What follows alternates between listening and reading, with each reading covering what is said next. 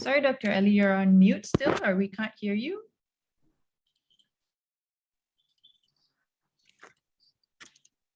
Still nothing.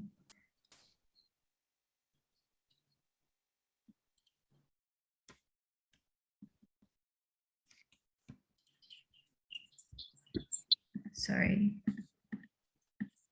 Let's give Dr. Ellie a moment and she'll be right back with us in a second. But thanks everyone for joining us. Good to see everyone.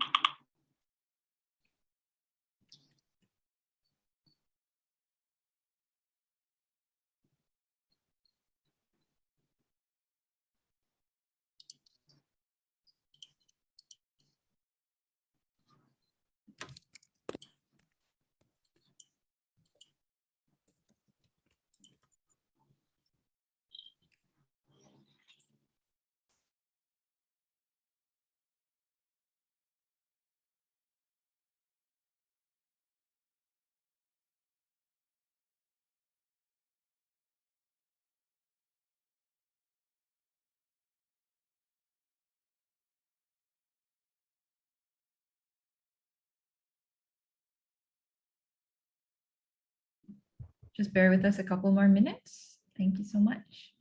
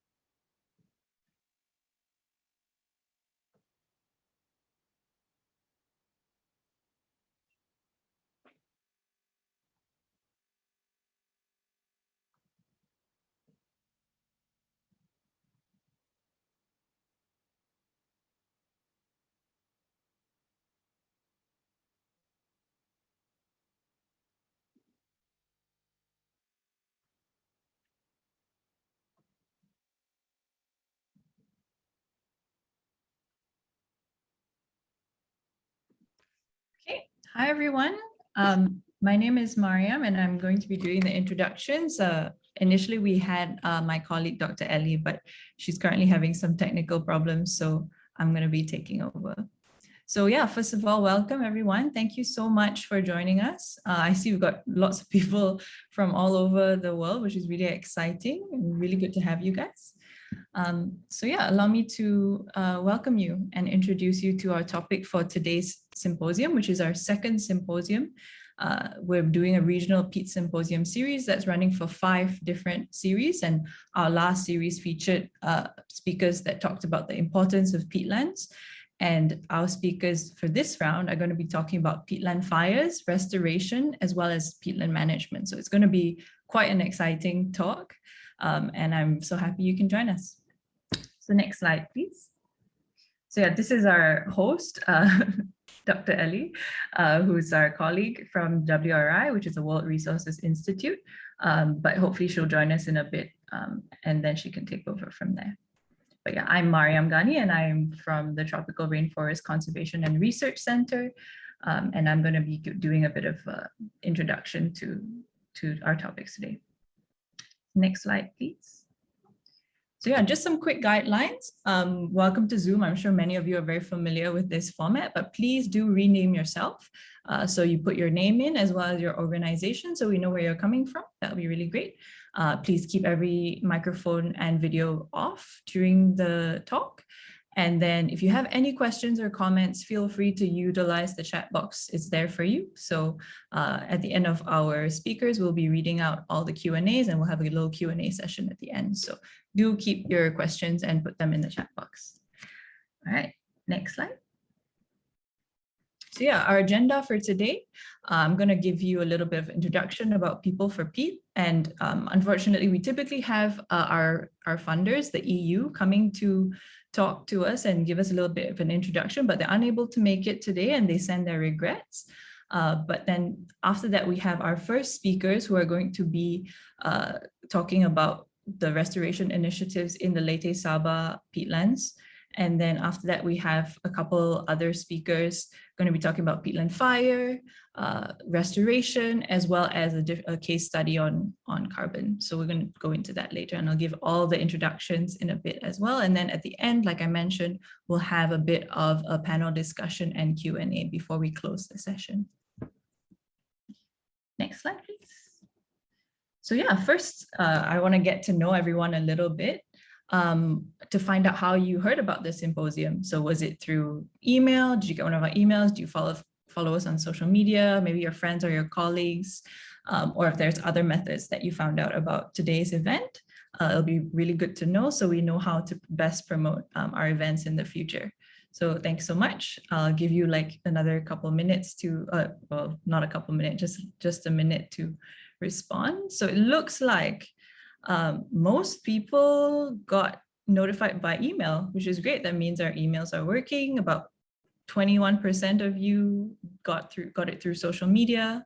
Another 25% of you got it through friends and colleagues. So that's awesome. So yeah, thanks so much for joining us.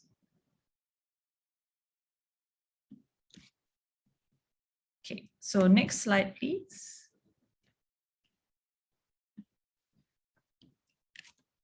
So yeah, I'm going to do a quick introduction to People for Peat, and I'll start that. Next slide, please. With just a quick video about our program.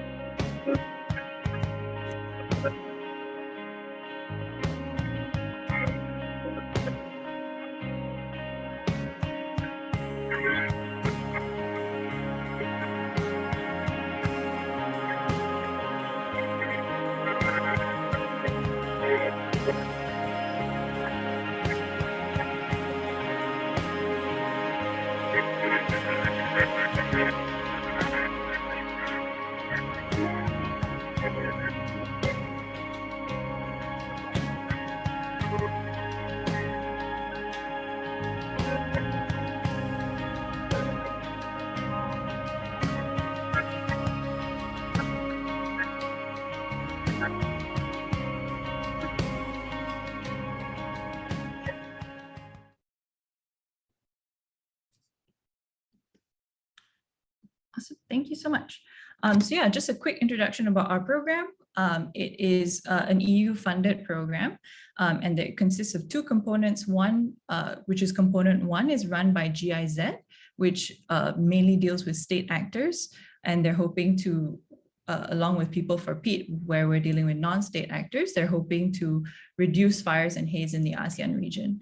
And so we've got a project timeframe of 3 years as People for Peat. So we've been working with various stakeholders to make that happen. Next slide, please. And so in terms of the coalition members, we've got three organizations that have formed this coalition. We have the World Resources Institute Indonesia, which is a massive research organization that turns big ideas into action. And then we have our partners IDH, also known as Yayasan Initiative Dagang Hijau, and they bring together governments, companies, and CSOs to orchestrate sustainable initiatives for global scale solutions. And then lastly, we have TRCRC, which stands for the Tropical Rainforest Conservation and Research Center, and that's where I'm from, and we're based in Malaysia. And our mission is to conserve tropical rainforest plant species and reforestation projects throughout the country and now throughout ASEAN. Next slide, please. And so some of the challenges that we've been facing, and this is very common for a lot of us living in the ASEAN region, is that for peatlands specifically, we've had a really strong lack of reliable data and information, and often with limited resources for businesses who are operating on peatlands sustainably. limited funding because peatlands is always considered kind of like as a marginal area. And then lastly of all, and this is what we're trying to tackle today, is the lack of awareness and capacity. So next slide, please. So yeah, these are the three pillars that we're operating on. As I mentioned before, data and information, business and investment, as well as outreach and advocacy. And so that's what we're hoping to do today, to really drive the message that peatlands are important and why we should protect them. Next slide, please. So yeah, so far we've, despite the pandemic that we're all experiencing together, we have managed to run quite a few events, whether that's on the research side. We've got a call for proposals currently being looked at. We've also created a Peatland Outlook document that kind of summarizes all of our findings of all the various research that we've collected over the last year. And then for pillar 2, we are currently looking at calls for proposals for projects within the business hub. And we're also establishing a panel of experts who are going to be helping our projects become more sustainable. And then lastly, of course, we've relied a lot on social media and our web presence to really drive the message home. And we also have been doing capacity building, such as peat fire management and journalism workshops, as well as this very regional Peat Symposium. Next slide. Yeah, so again, welcome. I'll be your moderator for today. And as I mentioned, I'm the Stakeholder Engagement and Communications Manager at TRCRC. So yeah, I'm really happy to have you and looking forward to all the discussions today. So yeah, before we start, one more poll, a quick poll. We want to find out where you guys are from. So if you could just share with us which region you're coming from, that will give us a good demographic area and understanding of where our audience is coming from.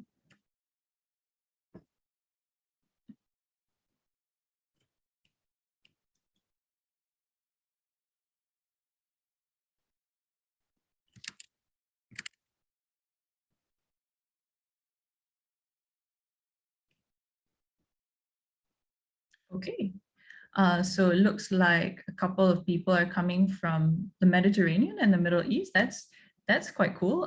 Seeing as our topic is mostly based in ASEAN, that's really cool to see. We've got a couple of people from the Americas, from Africa as well, and from Western Europe. So that's cool. And then of course we have a bunch of people from the ASEAN region naturally.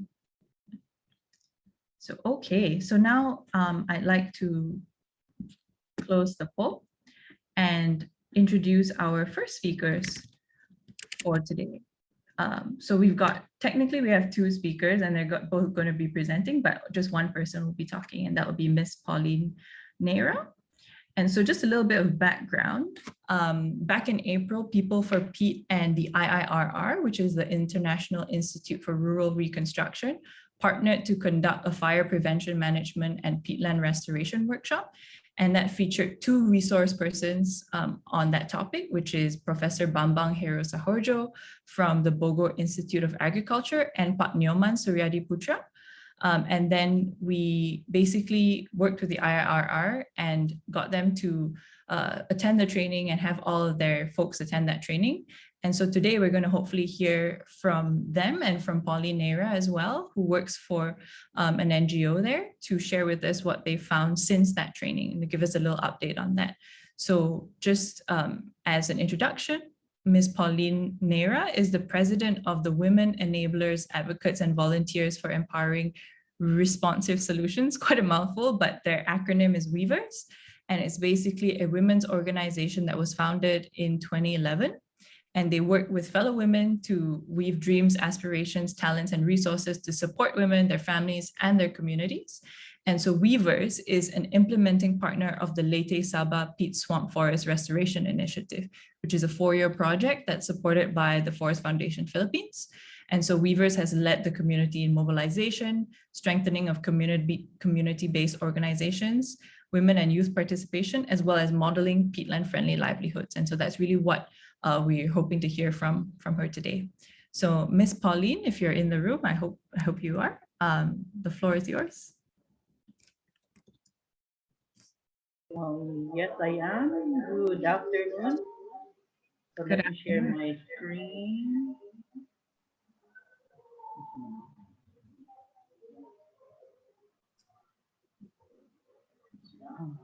Okay, so here's our presentation. Uh, Actually, it was Jubilin, our project coordinator from the International Institute for Rural Reconstruction, no? And our representatives from the community-based organizations who prepared the presentation. So I am the spokesperson. Okay, so this is what we have.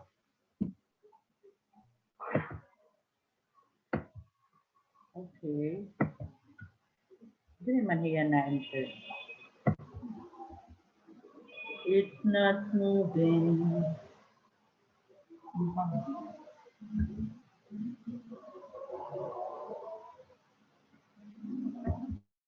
Oh, stop share. And then share again. Also, PowerPoint.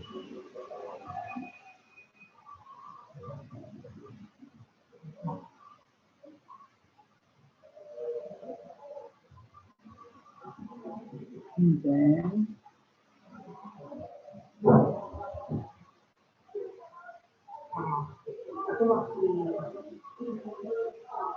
so share screen.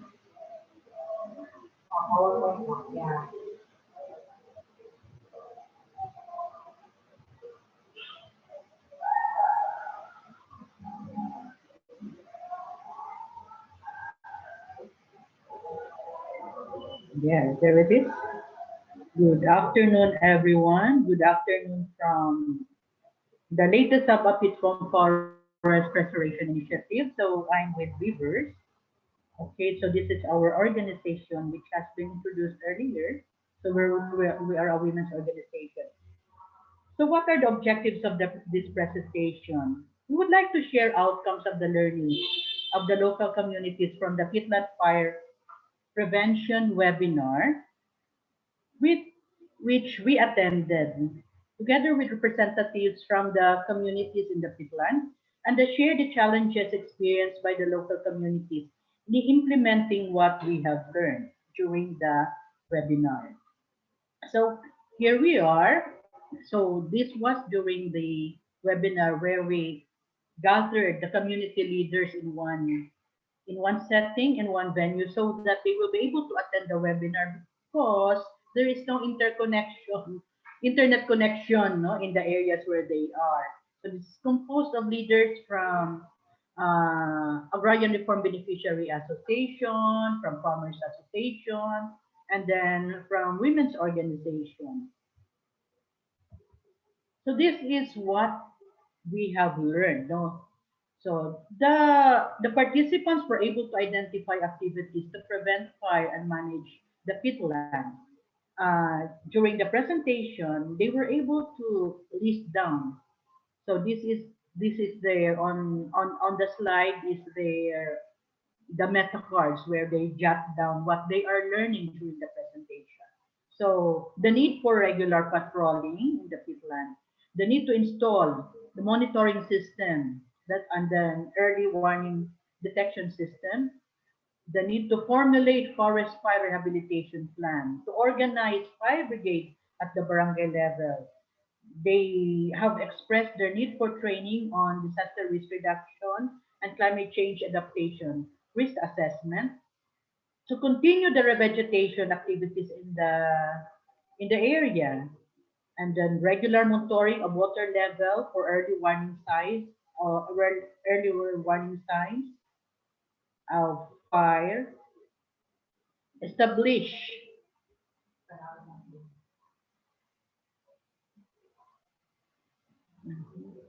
canal blocking of open drainages. So these are the what they have learned.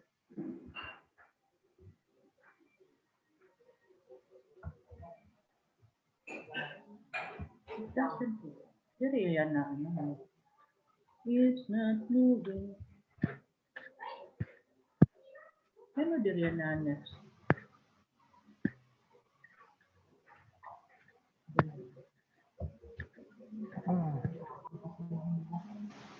It's hanging.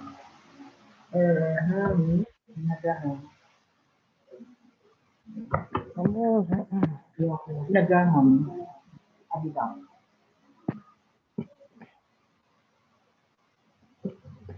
Okay. So from the local government units, because we held two workshops now after the webinar. Local government units and representatives from the Bureau of Fire Protection, they have learned that there's a need to include the peatland fire protection, prevention and management in their CIDRA, in their DRRM, in their LCCAP and contingency plans. The need to capacitate and equip firefighters on peat fire prevention and suppression knowledge and skills, and then to be able to have to obtain sustainable suitable equipment like drone and water pump. They also expressed the need to establish fire substation and fire detection monitoring near the peatland area, to intensify information, education, communication campaigns, and then the installation of signages. And then to secure borders or peatland boundaries. This is necessary because there are people coming from outside the peatland community who are doing electrofishing, no, which is a threat to the peatland. So then a mapping of households and identifying high risk areas. They also have some policy recommendations to prevent fire and manage the peatlands. So there is a need to enact an ordinance at the local level for forest fire management and suppression. For an ordinance on anti-peat burning with corresponding fines and penalties. So this one should be at the municipal level and at the village level. A policy to regulate peat water level, and then a provincial-wide local ordinance on latest of peatland protection and management. So these are the policy recommendations. And then what has been applied so far? Based on what they have learned, there is the community leaders and barangay and our village leaders have already started intensifying their information and education activities to stop burning in the peatland. There a signage was already installed in one municipality that would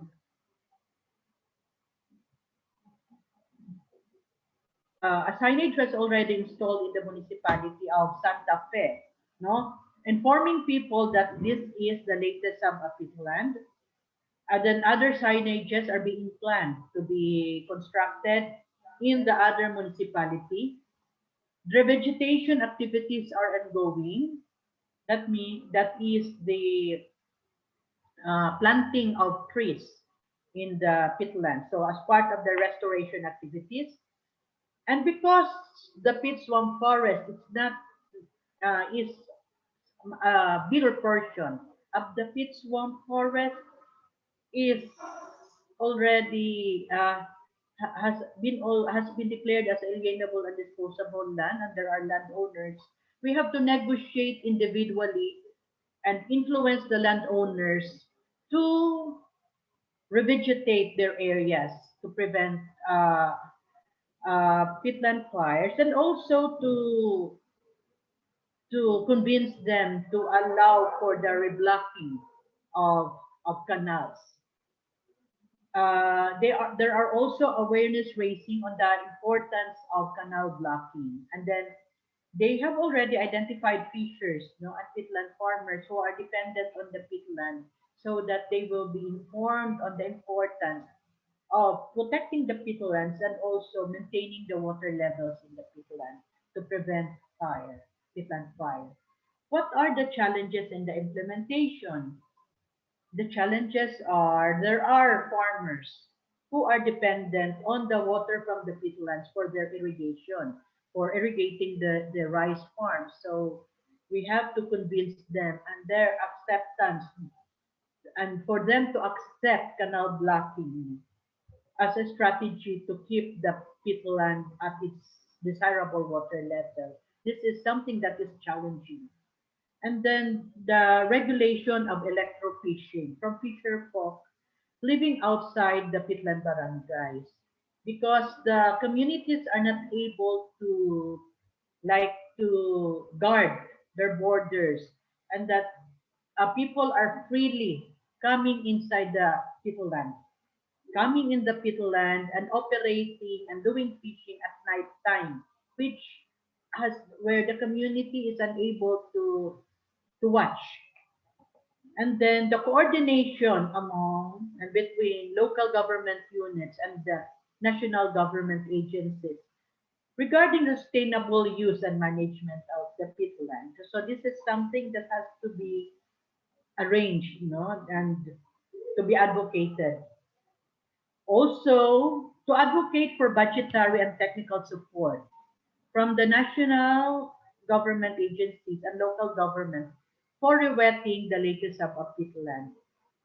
There's also the challenge of capacitating and deputizing local or community watch groups because this would require funds and also the mandate for the local government units to deputize community watch groups. And the bigger challenge is that the reversion of land classification from A and D to forest land. What are the immediate next steps?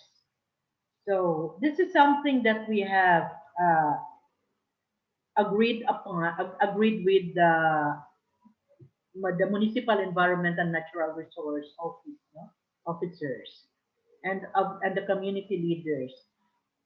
The immediate next step is to conduct capacity building and deputization of local or community watch groups.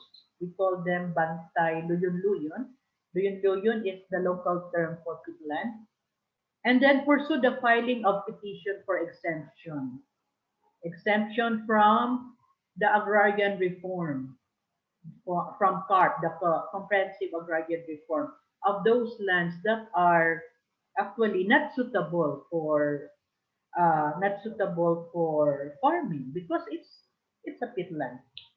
And then intensifying awareness campaign on rewetting, on the importance of rewetting and canal blocking. So there's a need to really increase the constituency of the peatland of who will who will support who will support the canal blocking. And revegetation, actually it's ongoing, so it has to be continued. And then regulating fishing activities in the peatland, enforcement of electrofishing ordinance and conservation ordinance in the municipalities of Alang-Alang and Santa Fe, and the installation of signages. So we're saying that these are the immediate next steps because this is something that can be done already by the community with which does not need a lot of investments coming from the national government agencies. Uh, the restoration activities, the advocacy and public awareness campaign have already uh, produced, no, uh, produced increased consciousness among in the Peatland communities. This one, what we're showing you is a Tagalog. It's a poem composed by one leader in the Peatland. His name is Rico Dangkalan. This is about the peatland restoration group, which is called the Community Alliance for Peatland Protection, Restoration, and Ecotourism. So when this group was organized, he had the inspiration, he was inspired to write a poem about, actually, Mr. Rico Dangkalan is here. Here is Rico. So it's about isang grupo ng mamayan. It's a group of citizens who is inspired by a vision. A vision, a vision na to address their their dreams, no, and to address the poverty of the environment that they have inherited, where their smiles, which they cannot. Uh, I do not know how to English this one. Because the smiles are missing because of the maltreatment of the peatland by people who have no what who do not persevere. Okay, so the restoration of the peatland is what they're going to promote and they're going to lead. Education in the peatland is what they're going to implement. uh, Watching the peatland will be, and guarding the peatland will have to be pursued, will be grown and will be protected. And all of this they will do. All of this they will do. How do I remove this one? For the restoration of the peatland, to achieve the restoration of the peatland. So this is the poem composed by Rico Dangkalan. Rico, can you say hi? Hello, ma'am. Good afternoon. Oh, you cannot be seen. So this is the Hi, ma'am. composer of the poem. So inspired. He is a community leader in the latest Peat Swamp Forest. So this is our presentation. Thank you very much for the opportunity to share. Thank you so much, Paulina, and thank you so much, Reiko, for that as well. I have to also thank you for making our events so much more accessible to people in the Leyte Sabah community. I think that's very key for us, to be able to reach people who, are really very much entrenched in the community but aren't able to otherwise access these kinds of events. So really, thank you so much for that. And it's really nice to see a citizen group which is inspired by a vision. So lovely. Thank you. So on to our next speaker. Actually, we have a quick poll before we go into the next speaker. So I wanted to get a sense of what other training topics that our invitees would find beneficial for the community. Because as Ms. Paulina had mentioned, we previously did a training session for the people of IIRR as well as anyone else interested in that region, to do that little workshop on peat fire restoration and management. So yeah, if you could just give us your thoughts on what, if you did have an opportunity to engage with us for a training, what kind of training would you be most interested in and would be most beneficial for your community?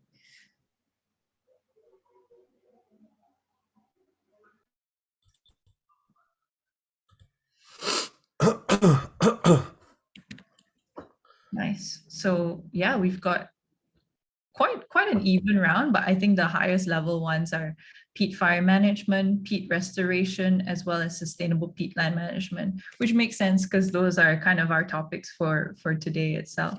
So I'll just give everyone another 30 seconds or so. Oh no, I think everyone's done. So I'll end the poll and share your results. So the winner is really sustainable peatland management, but quite close second are peat restoration and peat fire. So you've come to the right place, and do reach out to us if you think that there is like a community training that you want to be involved in. Let us know. So great. So now I'd like to introduce our next speaker, which is none other than Dr. Thomas Smith, who is an associate professor in environmental geography at the Department of Geography and Environment at the London School of Economics. And Dr. Smith is a geographer and environmental scientist who's specializing in interdisciplinary approaches to understanding the role of biomass burning in the Earth system. So a lot of Tom's research focuses on smoke emissions from wildland fires, and he is particularly interested in tropical peatland environments and the complex interactions between agricultural practices, peatland degradation, peat fire emissions, and their impacts. And so he has been undertaking research at tropical peatland fire sites across Malaysia, Indonesia, and Brunei since 2013 to measure direct fire emissions and monitor the impacts of fire on post-fire peatland greenhouse gas emissions. So he joins us today to discuss the topic, peatland fire and its consequences. How bad can it be? So yeah, over to you, Dr. Tom. Thank you very much for that introduction, Mariam. I'm going to share my screen now. And there we go. So you should be able to see my slides. Is that okay? Yes, yep. Great. Brilliant. Thank you. Okay, so I've got 20 minutes to give you a very brief introduction to tropical peatland fire science. I'll try and do my best. It's quite a lot to cover. So I'm going to be talking about peatland fire and the consequences, and a little bit about what we can do to try and stop these fires, although I know my colleagues who will be speaking after me will also be talking about that. So let's start with what is a peat fire, and I like to use this hashtag in on Twitter and on Instagram as well, so take a look out for that for Pete's sake. I'm sure you're familiar, many of you are familiar with this figure. This is a great one from Monga Bay, and what we can see is a pristine peatland is normally saturated with water. The water table is close to the surface or above the surface, and we have an intact forest canopy. Once we have deforestation and drainage of that peat dome, what we see here is the water table goes lower down into the peat dome, and we have an exposure of the peat to the atmosphere, which dries the peat out. And also the peat begins to decompose and releases carbon dioxide in the process. Now, one particular problem with dry peat, of course, is that it's available to burn. And if you have a source of ignition, like a slash and burn fire on top of the peat, or a wildfire running over the top of the peat, then that peat soil can ignite. And that's what we can see here in this diagram. This is my own version. What we can see here is this is what it looks like in the real world, I guess. And what I'm going to focus on today really is this part of the diagram here. You know, we've got pristine forest, deforestation, complete clearing, and then you've got the high risk of fire during this phase once the land has been cleared. So we're going to focus on these peat fires in the rest of the talk. A peat fire is quite unusual. It's very different to the types of fire you might see on the news when we look at Australia or California. A flaming fire looks a little bit like this. It has a very dark smoke plume, blacks and greys, and the smoke plume is driven up into the atmosphere because of the energy of the flaming fire that's burning through the vegetation on the ground. What we can see on the right, though, is a peat fire. It smolders. It doesn't burn with a flame. You can't actually see the fire burning. Instead, you just see this thick grey or white smoke. And the problem here, and the reason why haze episodes in Southeast Asia are so bad, is that this smoke is not driven high up into the atmosphere because the fire is burning with quite a low energy. So instead, it hugs the ground, it stays close to the ground, and is therefore, you know, quite bad for air pollution, and it doesn't tend to travel very far up into the atmosphere. It tends to travel across the ground, and that can cover quite a large area, as we can appreciate during haze events, especially around September, October, November in Southeast Asia. So this is some video. I know the video doesn't work too well over Zoom, but you can see here, this is a video footage of land clearance fire on peat near Pekan in Pahang on the Malaysian peninsula. And you can see here, it looks misty, it looks foggy. That isn't mist or fog, that's smoke coming out of the ground. You can actually see down by my feet, there's smoke just pouring out of the ground. And so this is a typical peat fire, and you can see there are no flames here. Just for comparison, this is another fire that I've worked on pretty much on the other side of the world in Alberta, Canada. And here you can see the difference of big, tall, orange, red flames and black smoke. Very different situation between these two types of fires. Now, if we look at where the degradation of peat domes has been taking place, peat on Borneo, for example, is mostly in the lowlands, so coastal areas around the whole of the island. And we can see here the deforestation from 1973 through to the modern day, the replacement of that pristine forest in green with plantations in the shade of grey or black on this diagram. And what we know for sure is that there's a very good correlation between the location of the deforestation. So we've got the map of deforestation on the top left here. And these maps in black and with the kind of rainbow colors are fire locations during drought periods. So these are the El Niños going back into the 1980s, and this is the notorious 1997-98 El Nino. And what you can see, where you see these rainbow colors, the location of the fires, most of which burn into the peat. And there's a very good correlation here between the deforested areas and the areas that are burning. So what are the impacts of these peat fires? Well, air pollution is an obvious impact. I'll talk a little bit about that. This is a map taken from a Nature paper, and what we can see here is the sources of pollution responsible for most deaths across the planet.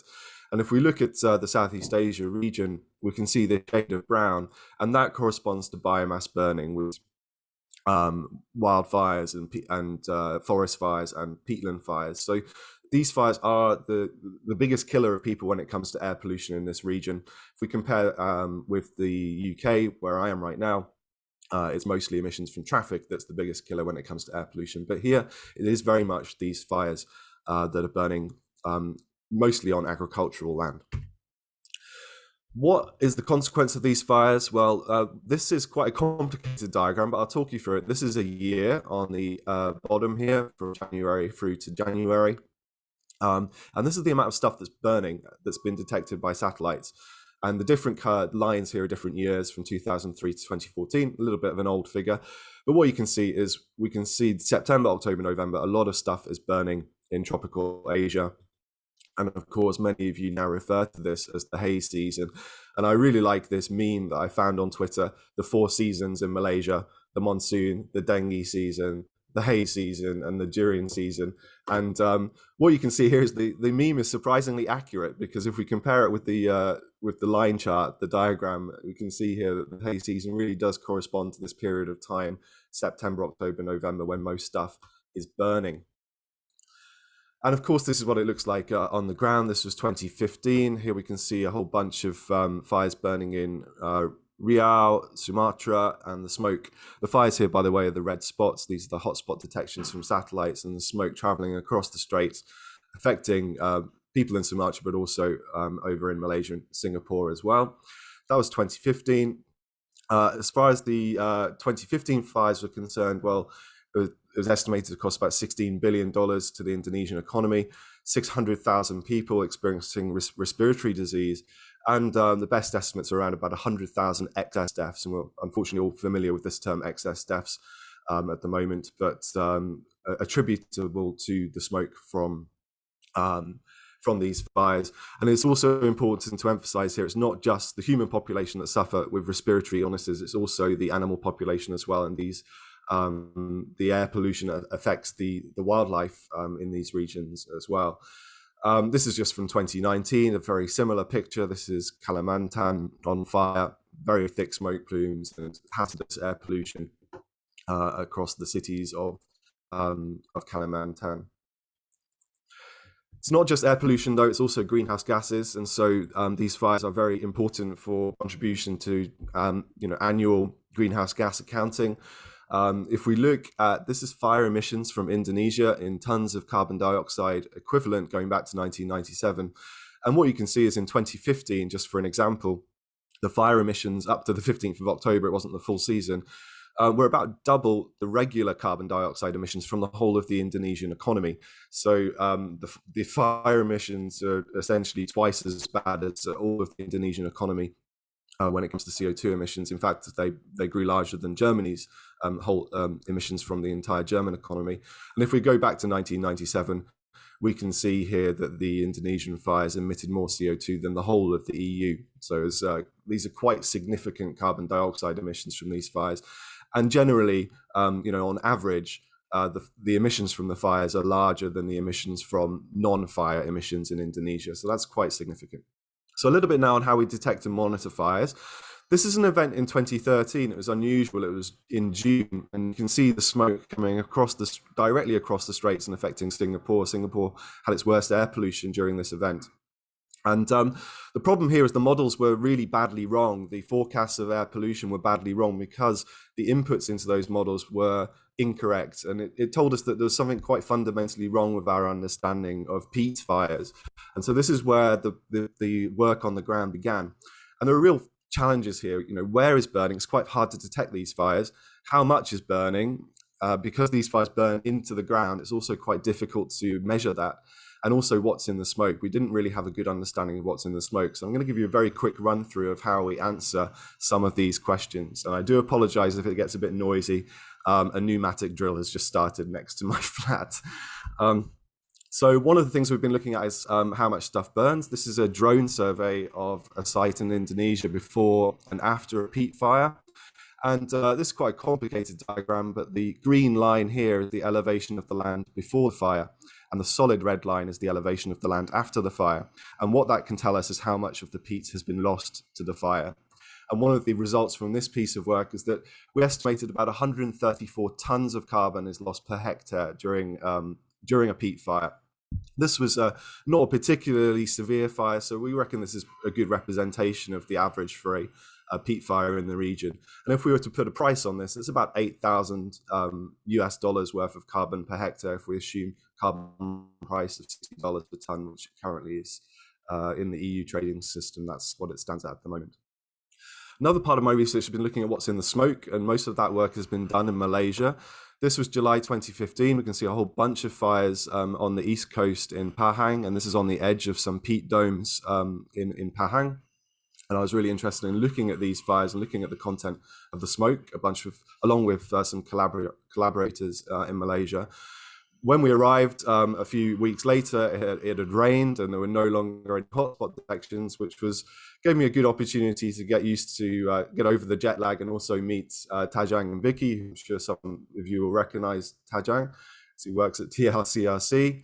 But we decided to head back over to Pahang and have a look to see whether these fires were still burning. If there are no hotspot detections, it doesn't mean that there are no peat fires, because the peat fires can kind of evade the satellites. And generally our routine was to head to a mamak, have some lunch, check the satellite data from the morning, and then head down to where the hotspots were. So this is Pekan and Pahang, and we headed down to this red hotspot here. And this is what it looked like on the ground. You can see smoke pouring out of the ground. This is the whole of the landscape here is on fire. It's a land clearance fire. And we were interested in measuring the smoke. So I've got a bit of a setup here. I won't talk too much about the details, but we're looking at the content of the smoke by doing some fancy atmospheric chemistry and measuring how much CO2, how much carbon monoxide, how much ammonia, all of the precursors to haze is in the smoke at this site. I was showing you this video earlier, but it's quite an interesting place to work. It's quite dangerous, and it's quite hot as well. It melted the bottom of my boot off at this particular site. So we published these results a couple of years ago, and some of the interesting findings from these sites, we managed to find about 10 different fires during this campaign. One thing we noticed was that the denser the peat, so places that had dense peats tended to emit more methane in the smoke because of the lack of access to oxygen. When you compact the peat, it kind of burns slower and burns with less oxygen, which means more methane emissions. But we also found that the more nitrogen, so if you add nitrogen to the peat by adding fertilizer, for example, the more nitrogen in the peat, we have more ammonia and hydrogen cyanide emissions in the smoke, both of which are pollutants and both of which lead to haze downwind of the fires. So, peat's condition is really important when it comes to these fires, not just the fact that you've got a fire in the first place. This is near Sungai Besar in North Selangor. This is a slash and burn fire on peatland on the edge of the forest. And here we're actually looking at particulate matter in the smoke, another pollutant. One of the interesting findings from this study, and I'm not going to go into too many details again because I'm running out of time, is that the longer the fire burns for, actually the cleaner the smoke becomes when it comes to the particulate matter. And the reason we think of is that explains this is that a pile of ash builds up on top of the burning peat, and this actually helps to filter the particulate matter out of the smoke. So that was quite an interesting finding from these campaigns at Slash and Burn Fires, mostly in North Selangor. So very briefly, what can we do about it? Well, these air pollution models have been updated now to include these new emission factors from the measurements in the field from me and also from a few other teams that were working in Indonesia during the 2015 fires. And these are a lot more accurate now, and the air quality, especially for people who are suffering from asthma, are far more accurate than they used to be even just 6 or 7 years ago as a result of this work. I hope APP CNR Mass don't mind me using this. I didn't ask for permission. I know some of them are in the room, but I think this is a really good example of integrated fire management. You have these operational situation rooms, which are now bringing in the satellite data for fire detections, but also automated weather station data, water table monitoring stations, all brought into one place where they can try pull this data together and predict where the fires might happen. And simultaneously, there is a project underway, I believe it is funded by the EU, towards a fire early warning system for Indonesia to FUSI. I'm sure the results of this would be relevant to Malaysia as well, and I recommend taking a look at this project. That's still ongoing. I think it's mostly focusing on looking at weather indices and how these can be used to predict peat fires. Finally, a little shout out to some of my more recent work. These are experimental peat fire plots in Indonesia, 10 meters by 10 meters. This is from a drone. This is in collaboration with Universitas Indonesia and Imperial College London. And what we're doing here is purposefully setting fire to peats using slash and burn techniques. So I don't know whether you can see this video very well, but this was an experimental fire on peat. And this enabled us to investigate a whole bunch of things on this site. We're looking at the whole life cycle of a peat fire. So that includes slash and burn, the spreading of the fire, how fast it spreads, what happens when it rains, and also how much water do you need to suppress the fire as well. Interestingly, we required about 20 to 30 millimeters column height of water to put out this fire. There were 2 quite strong rainfall events during the experiments, but neither of those were strong enough to put out the fire. So we're now looking at kind of quantifying what you need to help suppress these peatland fires. And that's it from me. Thank you very much. Thanks, Dr. Thomas. That was really interesting on my end to learn about the different kinds of gases that are released depending on the peat consistency, or whether or not it's dense, whether or not it has nitrogen. So that was very cool. And I'm sure our participants have a lot of questions kind of brewing up in their head as well after you presented all of that. So thank you.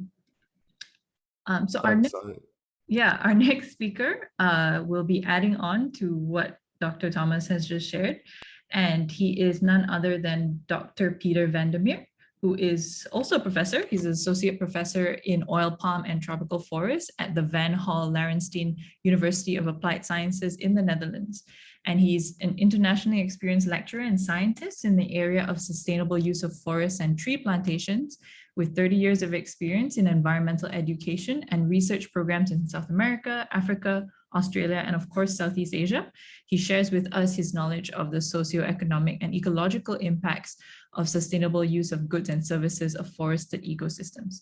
And he's worked in peat swamp forests of Southeast Asia for the last 20 years on sustainable management issues. So we're really lucky to have him here to talk us through peat forest restoration using historical data.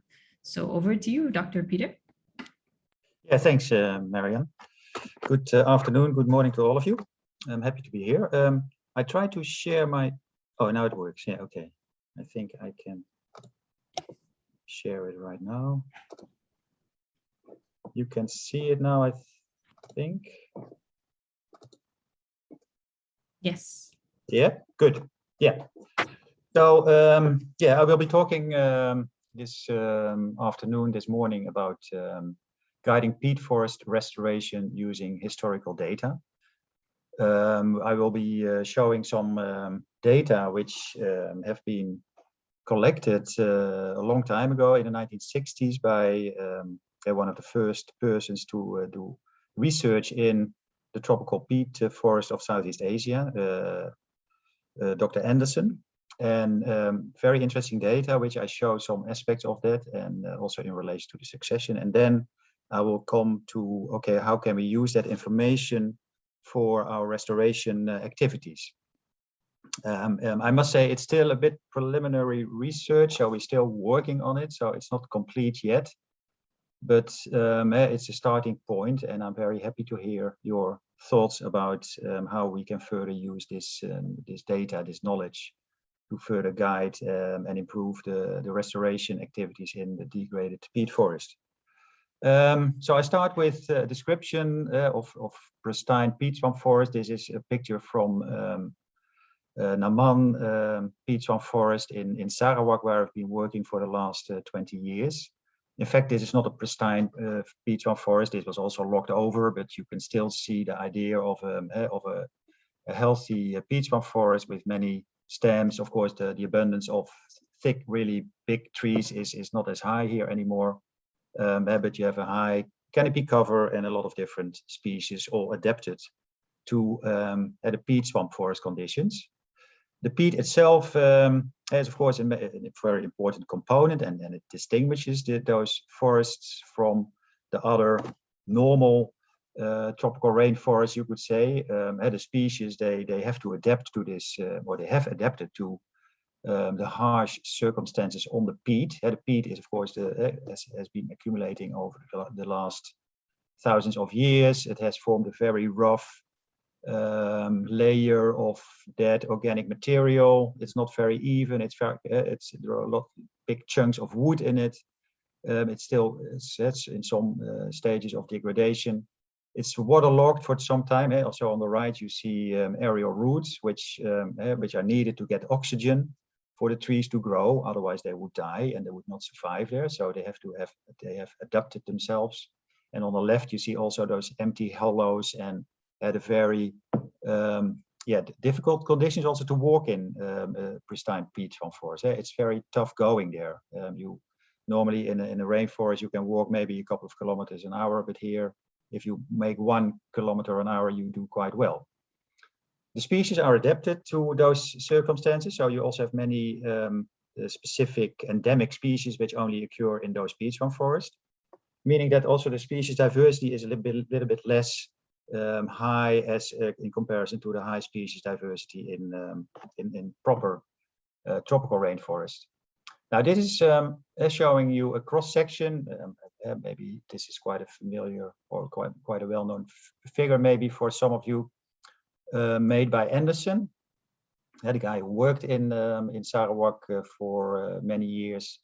And he made a very nice description of the different phasic communities, as they are called, of the peat swamp forest. And because the peat swamp forest is not one forest, it is basically a composition of different forest vegetation types, which change along the gradient if you go up a peat dome. And of course, this picture here shows you a peat dome. It's a bit compressed. Of course, it doesn't. It's not a steep hill as it looks like on this picture. In reality, you don't notice the slope so much, but in fact, there is a bit of a slope. And when you go into a peat forest from the edge into the center, which can be a couple of kilometers in length, you very slowly but surely you go up. And at the top of the dome, the peat can be up to 15 or 20 meters in depth. And when you move along this peat dome, you slowly see the vegetation changing according to the peat depth, basically. At the beginning, you see very nice forest, facing community 1, PC1 here, with large trees and quite a big species diversity. And then facing community 2, you see a slight change already. There are more specific species like Shorea becoming more abundant. And then further along, when you move, eventually you see in facing community 4, the forest is getting lower a bit. And then on facing community 5, on top, and even at PC6, the forest is almost disappearing. And that is because of the nutrient poor conditions and also maybe of the waterlogged conditions there. So there is a real gradient in those forest communities, which are very particular and peculiar for those peatland forests. Now, Anderson here already, as I mentioned, he measured in the 1960s. He did a lot of measurements in Sarawak. You see on the left one of the areas I've been working a lot around Malidam National Park nowadays. It's the along the Batang Lupar, a famous river, also because of its crocodiles in the past. And you see very nicely the map Anderson made of the different peat depths, and you can very nicely see the peat dome with the different colors and also the associated vegetation types. In fact, what Anderson did was very unique. He went into those forests and he measured 43 plots, covering in total about 10 hectares of pristine peatland forest, which gives a very nice database of how this forest originally looked like before any interference. It was before logging started here. Nowadays, most of the peatland forests in Southeast Asia, they have been, a lot have been converted, and what was also shown in the previous presentation, have been burned, they have been converted to oil palm, to other agricultural uses, and also they have been logged very severely, and only a very small amount of virgin peatland forest is left. So this data show giving you the species composition, the structure of those original forests, can serve as a kind of reference value for if you want to convert the areas back to a forest. Of course, you will never will be able to get it back completely as it was, but it can serve as a kind of guideline. And that's what we did together with some colleagues. We looked at this data. Before I go there, also another aspect of those peat forests, there are different phasic communities, different phases, and they refer to the successional stage. So here you see a figure by Wim Giesen et al., who I worked with a lot in Malaysia and Indonesia on those peatland forests, shows you how those peat forests have been formed. At the first one, at the top, you see the initial conditions, maybe thousands of years ago, at those areas just behind the coastal line. You have those lagoons and lake systems, which slowly but surely are being filled up and being colonized by pioneer vegetation, and then at the pioneer vegetation they die, and then it accumulates, the organic material, the dead trees, the dead plant material accumulates at the bottom of those lakes, which are quite acid, and because the soils there are very acid, and they don't decompose, and they stay there. And then if this continues for several hundreds of years, you slowly, phase 2 and phase 3, you get more peat being formed, and also the vegetation starts to develop further and further, until a certain moment at stage 4 and 5, when you go down, you see that at the top, there is the peat layer is getting thicker and thicker, and they're very nutrient poor, and the vegetation there has trouble to survive, and it will slowly become a more degraded vegetation type, like a karanga type, where it's much more open and where trees eventually don't grow. Big trees don't grow there anymore, and they move to the edges of those peat domes. And so it's a gradual system, a very dynamic system as well. And I think that is an important lesson when we talk about peat restoration. Now here is an overview of the data, which also Jannes van Hoeflaken, who's here, and others have been analyzing and putting together. We had to convert them from the original data into a new system, where we also had to convert the old measuring units in inches, and we had to convert it all into centimeter classes, and the old chains had to be converted into meters. But we all made a big database about that. And this is showing the diameter frequency distribution. It's maybe a complex figure for the 5 phasic communities. Anderson did not measure in all 6 communities. The top one, he did not measure any plots there, but for the 5 lower ones, he measured with several plots in each of those phasic communities. The PCs were here, which you see at the bottom. He measured the trees and the species and the height and the diameter. And here, what I show here is in different diameter classes. At the bottom, you can see the different colors indicating the different diameter classes. So the blue bars here show all the number of trees per hectare, which are between 10 and 20 centimeter in diameter.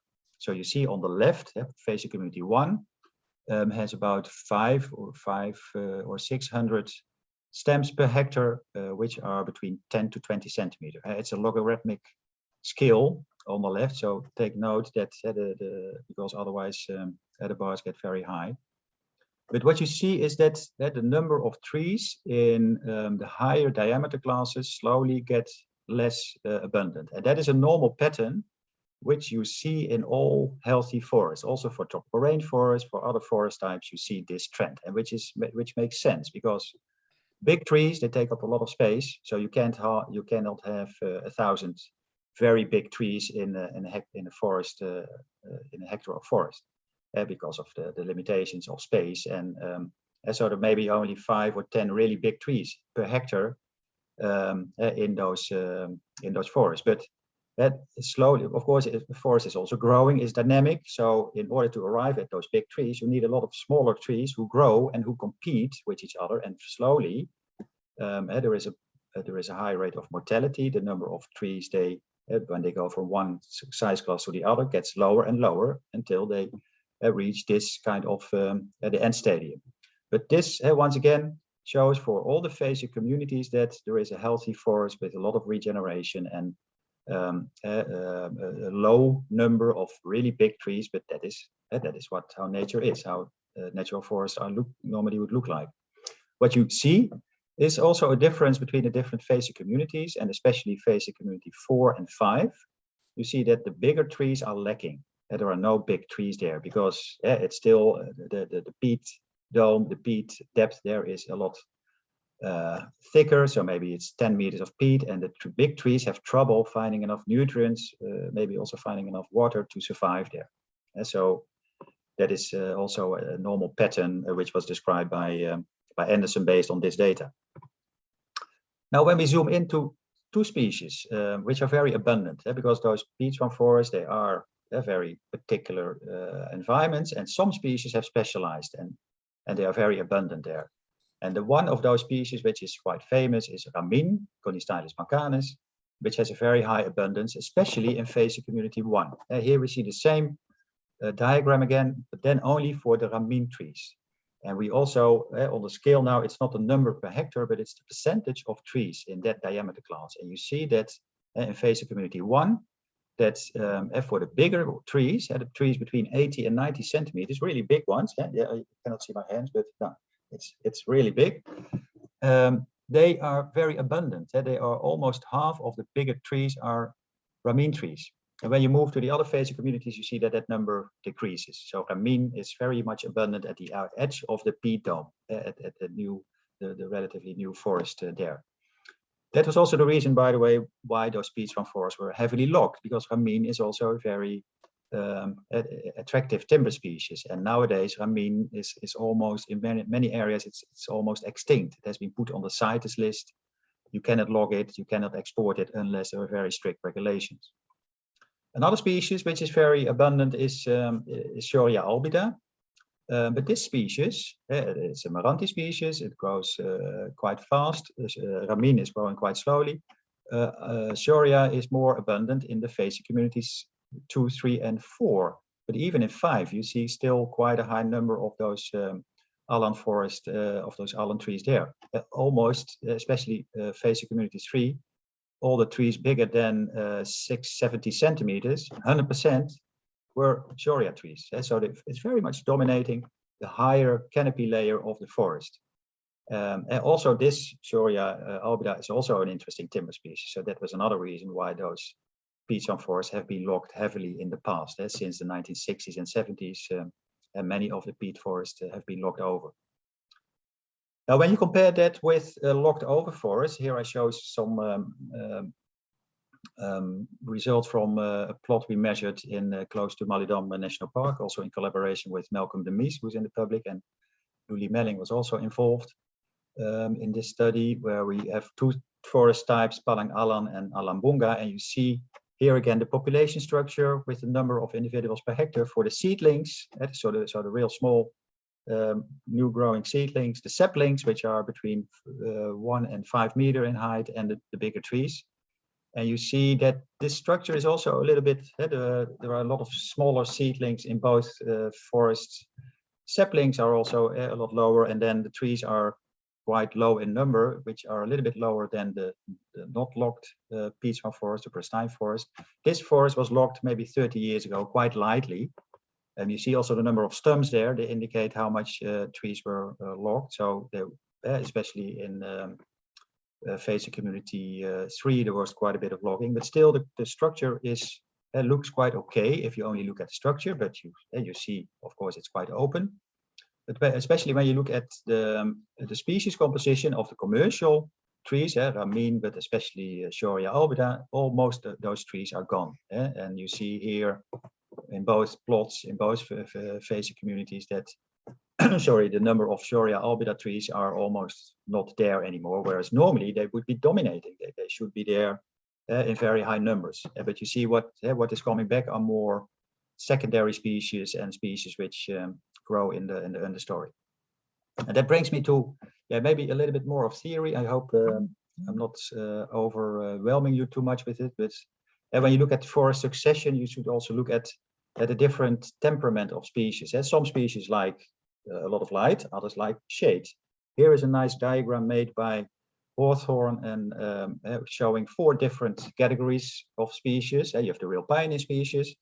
You also have cryptic pioneer species, which are maybe not so clearly a pioneer species and which starts to grow in the light conditions, but later on, when it gets an adult tree, it can tolerate shade. On the other hand, when you move to the top right, you have the non-pioneer light demanders.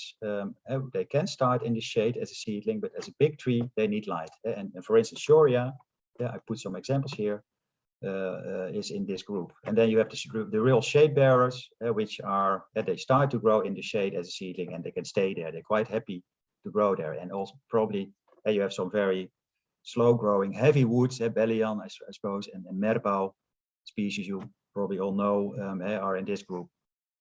Ramin is probably, because there's only division in 4 groups, Ramin is probably somewhere in between, between the non-pioneer light demanders and the shade bearers, because it likes shade for regeneration. It doesn't grow so fast, and it can stay in the semi-shade for most of its life.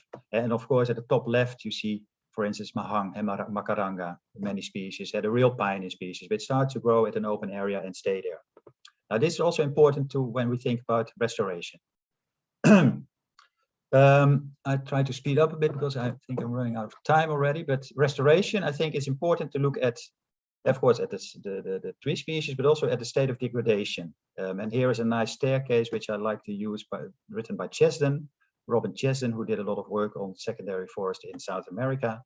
And depending on the state of degradation, when you need to think about, okay, what type of restoration activities I will employ. If you have a very much degraded forest, for instance, on the diagram on the right, high state of degradation, then you really have to think about rehabilitation and reclamation and using a very intensive, cost-intensive measures. But when you move to the left, when you still have when the state of degradation is quite low, then you maybe can use natural regeneration and assisted natural regeneration, which costs less time and less money, and which can be employed depending on the status of the forest. And here we did some experiments, also in Sarawak again with Sylvester Tan here, and together with Sarawak Forestry Corporation, and showing indeed that liberation, enrichment, assisted natural regeneration, by liberating this Ramin sapling, which Sylvester is holding his hand into, that helps to improve the growth and to increase the population size of Ramin. Also, together with Pak Doni from Kalimantan, where we also looked at how in the forest and in the forest edge and in the open, how that has an effect on the natural regeneration potential. And of course, in the forest, you see that the number of trees and also the regeneration and the number of species is quite high. But when you move into the open, it gets much more difficult for trees to start to grow, and you may need the forest as a kind of source, a seed source, and a protection for the growth of natural peat forest to enhance. Pak Doni also did his PhD on peat forest restoration, and he looked at several species here, how the inundation level, he did set up an experiment where different levels of inundation and different levels of light, the two important factors which steer basically tree growth, how they affect different species. And here you see a small diagram showing the requirements for inundation. For instance, Maranti on the left, it grows, it doesn't like inundation so much. So if there is too long a waterlogged condition, then Maranti is not growing so well, and also it doesn't survive so well. But I've about a minute left. Yes. yeah, okay, I start to speed up again. So well, we also with reforestation with native forest. Here we made a grouping of based on different successional stages of groups of species. You can identify them for different aspects of restoration. So I think that helps a lot in setting up restoration pilots for further testing those species. And so finally, my concluding slides.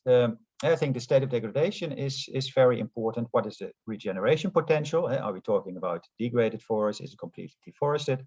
What is the status of the drainage, of course? Here you see an example from Central Kalimantan, the ex-Mega Rice project area, with a lot of drains, which have created drying out of the peat, creating a lot of fires, so which are quite hard to regenerate. But to the top, in block E, you still have quite good forests, so you need other regeneration and restoration tools there. Also, what is very important, of course, is to link it, the second point, to business models, especially in those more degraded areas, the more populated areas. You have to think about, okay, what species can we identify to regenerate the degraded peat? Think about polyculture, re-wetting, using species to finally get back the peat. First, stop the drainage, of course, and then start those pilots, and start with all kinds of species which have been tested in the past, to look for species which can generate an income for local livelihoods. And of course, it's important to involve the communities there as well, and to look at how can you conquer the markets with those products. Thank you for your attention, and sorry for rushing a bit. Great, thank you so much, Dr. Peter. That was really interesting, especially that graph showing, the status of degradation and the cost. I think that's quite a good visualization for me, anyway. Awesome. So I'm happy to introduce our next speaker, who happens to also be our last speaker, but it sounds like the question box is kind of blowing up. So I'm sure a lot of you do want to get to the question and answer session. So our last speaker is none other than Mr. Taryono Darusman, who is the Director of Research and Development and Interim General Manager of PTRMU, and he's been there since 2014. He has about 20 years experience in various social and environmental issues, including project management, community development, and environmental impact assessment. So his role is to ensure smooth implementation of all the restoration programs and activities. He's got a master's degree in chemistry from the Bandung Institute of Technology, as well as he's a doctoral candidate for applied climatology at the Department of Geophysics and Meteorology in the Bogor Agricultural Institute. So Mr. Taryono, the floor is yours. Thank you. You all can hear my sounds? Yes. Yeah, thank you. So sorry, I was stuck in the technical problem, so I need help for We've had a lot of presenting. that today. No worries. Presenting my PowerPoint. Yeah. Is the PowerPoints coming? Oh yeah, thank you. So after hearing from a previous presenter, so I like to bring you to the field. So this is the Katingan Mentaya case, project case. So I like to share a story about restoration activity in Katingan Mentaya projects. But before that, let me start with by giving some information backgrounds about the Katingan Mentaya project. Please continue. Thanks.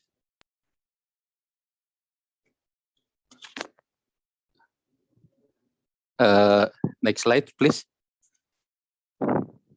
Yeah, so this is the location of Katingan Mentaya project.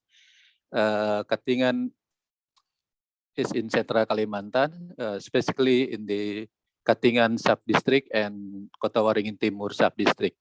So the size is, the concession area is around 150,000 hectare. And we call it the project area, or it's actually our concession area granted by the government. And also, we also do the restoration or do the intervention management in the landscape approach or in a broader area. We call it the project zones, which cover double of our concession area, is around 300,000 hectare. In these project zones, actually all the community lives along the two big rivers. If you see in the right maps, there is a gray area. The gray area indicate the project zone area. And then if you see the red line, this is our concession area granted by the governments in 2014 and 2016. So the type of the concession, we call it here in Indonesia, is ecosystem restoration concession. So with this license, we have to restore the peat swamp forest in our area. Next, please.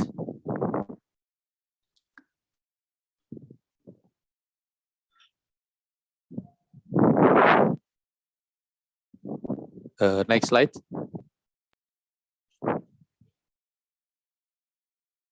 Hello.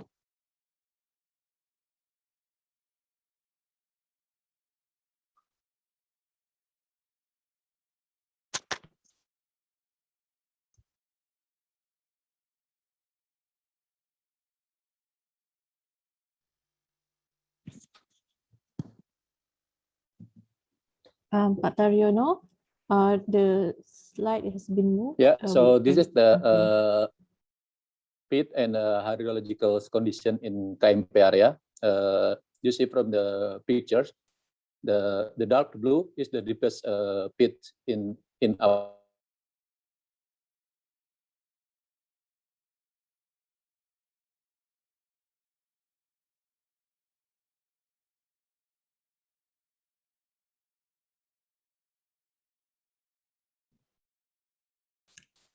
Did we lose Pak Toriono?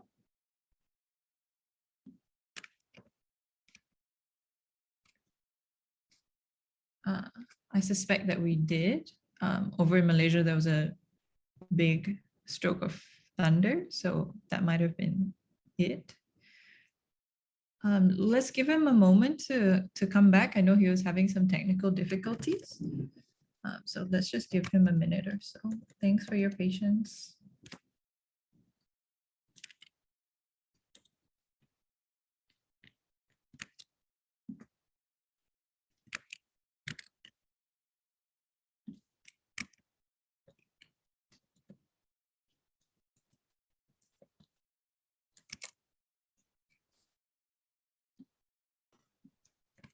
Hello. Hi. Are you?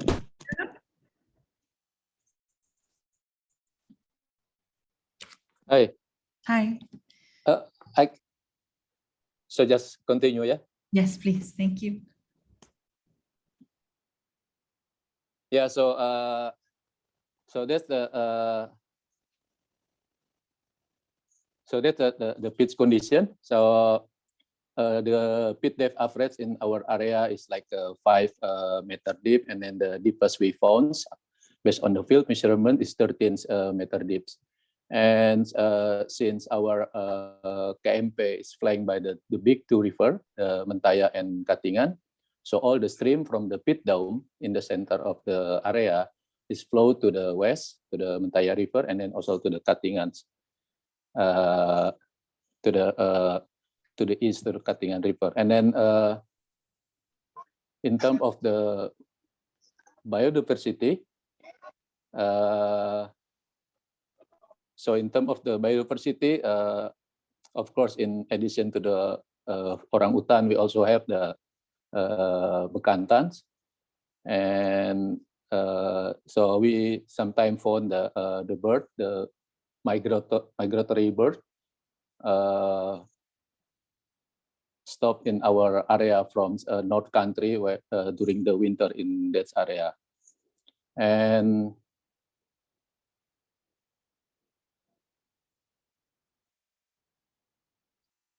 yeah, in terms of the community, in our area, in surrounding of our area, there are 34 villages surrounding our area. So all the community live along the big river. And as you see from the slide, that most the livelihood, the three top main livelihood is farmer, fishery. This is freshwater fishermen, and also smallholder plantations like rattans, rubbers, and others. And but still, a few community do the it's like a logging community and mining community in our area. So we have to deal with that. And yeah, in terms of the peat degradations, mostly our area had been logged, selectively logged by previous company. And yeah, so we has been logged. Our area has been logged by a previous company, so we have to restore. And then, but also in some area of KMP, there is also degraded by fires, and also frequent fires, and drainage canal, and also a small part in the north that has been experienced like mining for the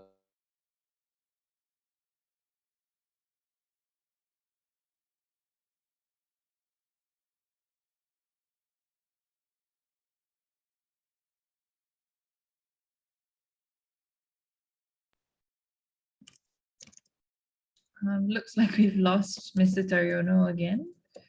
Let's just give him a moment. Internet's not our friend today, unfortunately.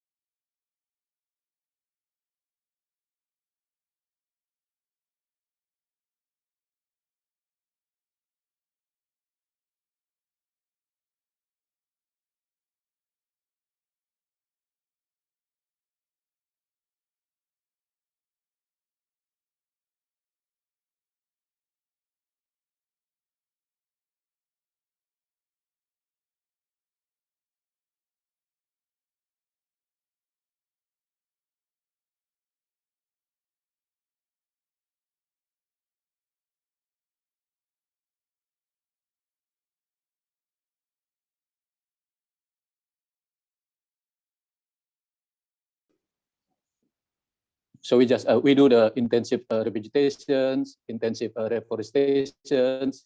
It depends on the degradation state in a particular location inside our area. And for example, we do the intensive revegetation in the ex-mining area. So we start with the compost and then accumulate the biomass and then start planting the vegetations that can survive in the mining area. But in other area, we do the intensive reforestation, for example, in the ferns area. So this area is already experienced fire. It's almost like 10 years, so there is no seeds remain in this area. Then we have to do the intensive reforestation and follow the regulation from the government of Indonesia. And in the disturbed by the logging place, so we just do the protection and what is called like natural regeneration or assisted natural regeneration.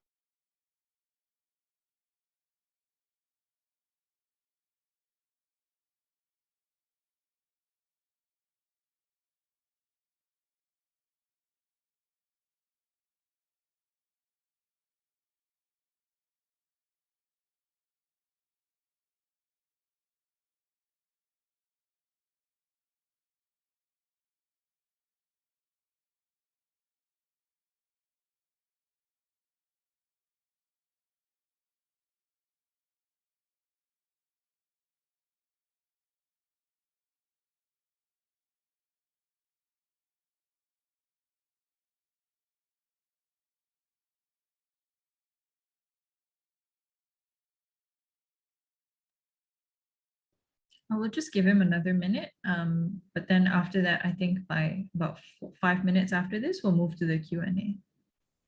So again, thank you very much for your patience and for bearing with us through internet issues today.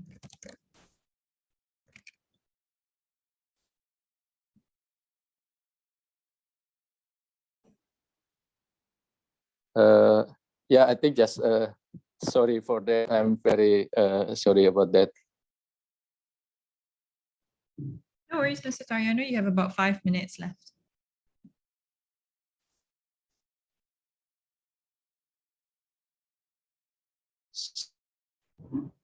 So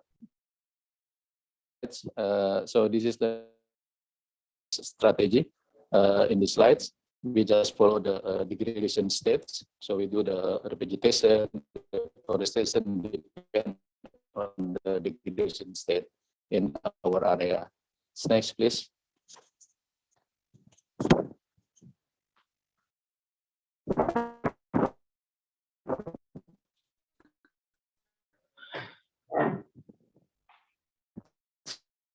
So next slides.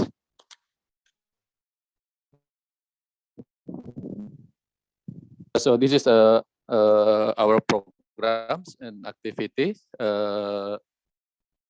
You see that the blue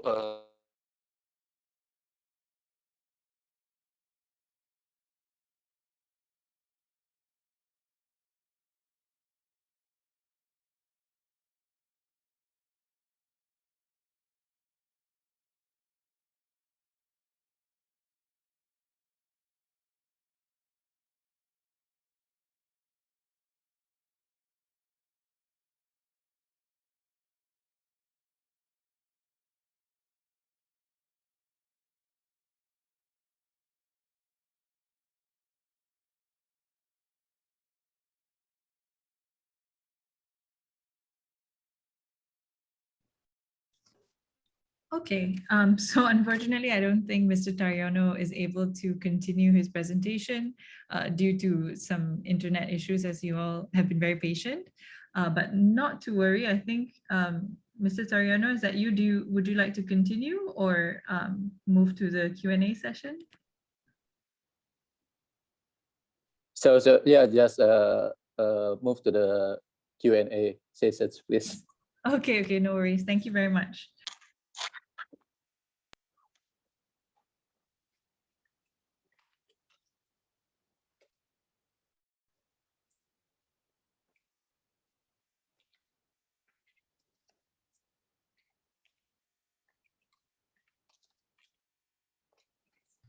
Miriam, you are on mute. We cannot hear you. Oh, thank you. Sorry about that. So yeah, thank you very much, Mr. Tariano. Unfortunately, yeah, we can't continue your presentation, but not to worry to our participants. We will be able to send you the slides after today's event, and you can review them. If you have any questions, you can forward it to us and we will forward it on. So yeah, I mean, thanks Thank to you. all our presenters so far for the last 4 presentations. It's been quite interesting. Some content that's I haven't heard of recently or before, so that was really cool. So now I want to go into our last poll, which is just again a demographics kind of poll to find out if you currently live or work near peatlands. And if you do, what are some of the biggest common issues that you or the communities are facing with regards to all these various different issues? So please select what is most relevant to you and your community. So yeah, we can get a kind of gauge of where the topics are. So right off the bat, it sounds like a lot of people are here with the topic of risk of peat fires, and that's being tied up with conflict between conservation and plantation. And I think that's a really good one, a good point, because that's actually something we'll be addressing, not just in today's webinar, but in our upcoming symposium as well, Symposium 3, where we'll be having a conversation with industry players in the plantation industry. So do stay tuned for that and join us for that session if that's where your interests lie. So yeah, I'll give you a couple more seconds. Yeah, I think I'll end the poll there and share the results with you guys. So yeah, it seems like conflict between conservation and plantation is a big issue for a lot of you, as is the risk of peat fires. So yeah, please join us for our next webinar. But in the meantime, let's discuss the risk of peat fires with our various presenters. We've got, I know a lot of you have put in your questions in the chat box, so thank you very much. And we'll be addressing that. So if we could call back our previous speakers, let's go through some of the questions. So some of them I know you've maybe already answered in the chat box, and maybe shared some resources as well. But let's start with this question for Dr. Thomas. This comes from Rupesh Bomia, who asks, hi Thomas, that was a great presentation. I was wondering whether you looked into any correlation between peat fire depth and the fire temperature and composition and proportion of emitted gases. You mentioned deep peat fires lead to CH4 emission. Do you have any idea what the threshold depth is? So this is quite a technical question, but we'll see what Dr. Thomas has to say. Yeah, I wish we could answer a question like this. So it's we don't really have the data yet. I mean, the information on the compaction of the peat, the bulk density of the peat, and the emission factors of the different gases in the smoke came from just really 10 measurements at 10 different fires, and that's better than the previous literature where they were burning single samples on a barbecue. So my measurements were in the field at real fires at 10 different fires, and that only gives us a small range really of bulk densities to do the correlation analysis. Really, the methane emission factor is affected by the compaction of the peat, by how dense the peat is. So we haven't got much information on how that emission factor changes with the depth of burn, with the fire burning into the peat. Again, because really the sampling for field measurements is very opportunistic. So we can't, we don't have a full range of measurements from fires burning at different depths in peat. That's something we were trying to do with the experimental peat fires in Indonesia, but even the experiments could only go on for a few weeks. And really, if you want a really deep, a deep-seated peat fire, it can take months for that to kind of take hold. And so we weren't able to do that in the experiments in Indonesia, in Riau. So I guess the answer to the question is we don't really know yet, but it's ongoing work. Yeah. That is something you're hoping to find out with some of your upcoming projects? Yeah, if we could get out into the field, that would be nice. But Yeah, I know the team at Imperial are mostly spearheading this research and looking at. I actually encourage people to have a look at the papers by the Imperial team because they look at the effects of moisture on emissions. They look at the effects of different amounts of organic content on emissions when the fires burn. So looking at kind of pure peat, but also then peat that has got some mineral soil mixed in with it. And I did post a link in the chat to a really good review paper that looks at a whole bunch. It reviews dozens of papers that look at tropical and temperate peat emission factors and how they vary with various different kind of peat conditions. So I recommend that paper for that question. Thank you for that, all the resources. That's really helpful to our participants. So we have another question, again to Dr. Thomas for now. This is from Muhardianto Chaya. And she thanks you for an interesting presentation. And peat fire has been the main issue in Indonesia for decades. In my opinion, mitigation approaches which have been utilized takes a lot of cost. So water bombing and etc. Are there any prevention methods that can be used before the fire spreads out so widely? Yeah, it's a good point. I definitely think fighting these fires is not the best approach. Prevention is definitely the best approach.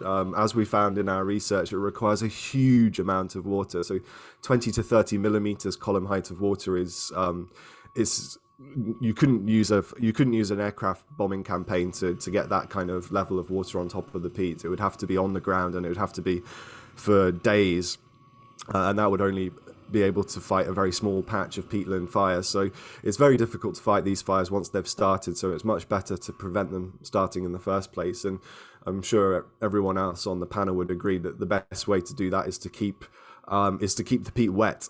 That's the most important factor. You could have a drought, you could have a surface fire even, but if the peat is wet, if the water table is high, then the peat won't ignite. And you're not going to have a deep-seated peat fire.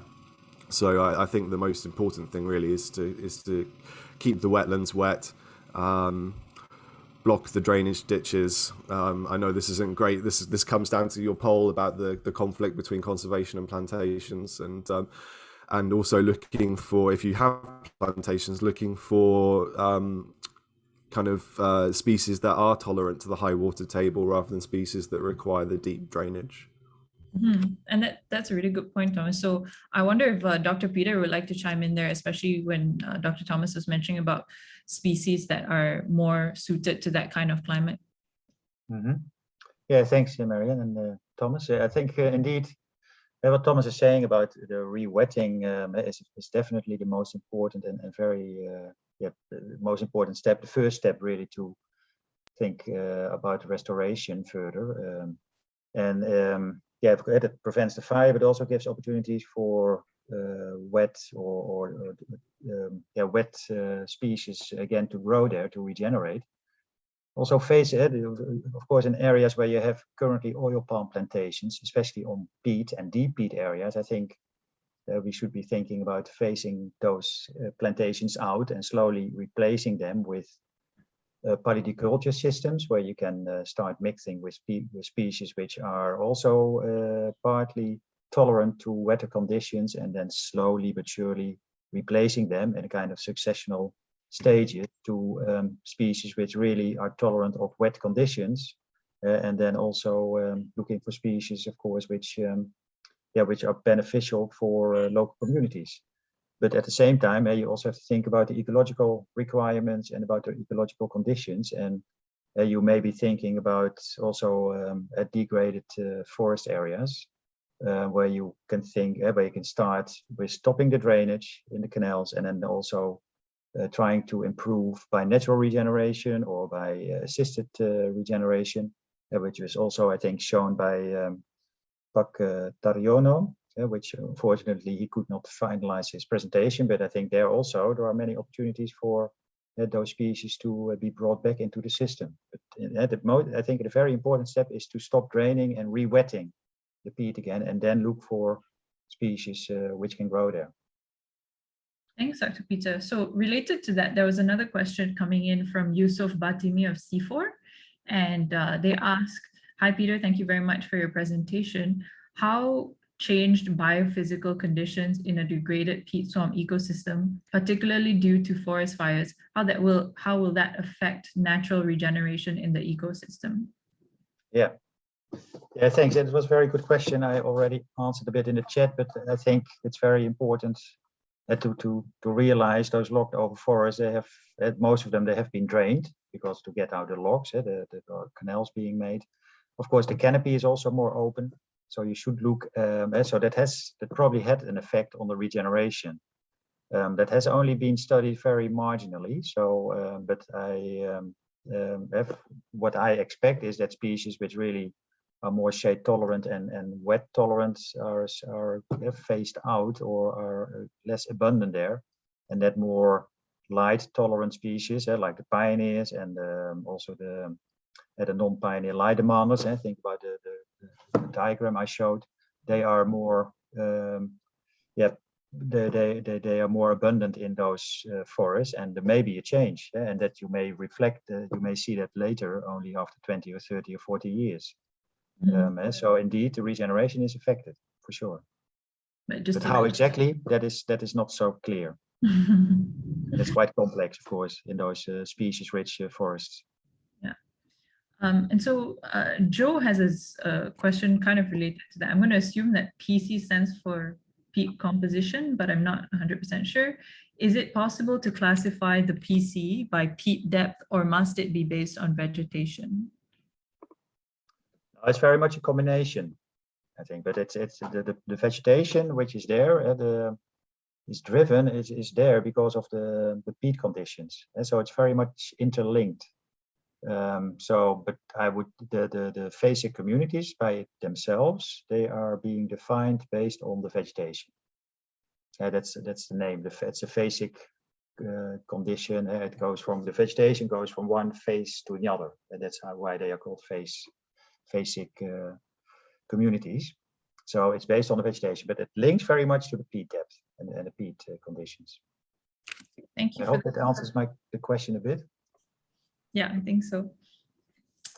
Okay, so we have some questions that were answered in the chat box, but I feel like for the rest of our participants to also hear about it, I'll ask them again, and maybe you can, you guys can expand a little bit more on those answers. But there was a question to Dr. Thomas from Betty Copa, which is, how long does it take for haze to totally disappear? What factors influence the speed of haze to disappear from the atmosphere, such as, wind, rain?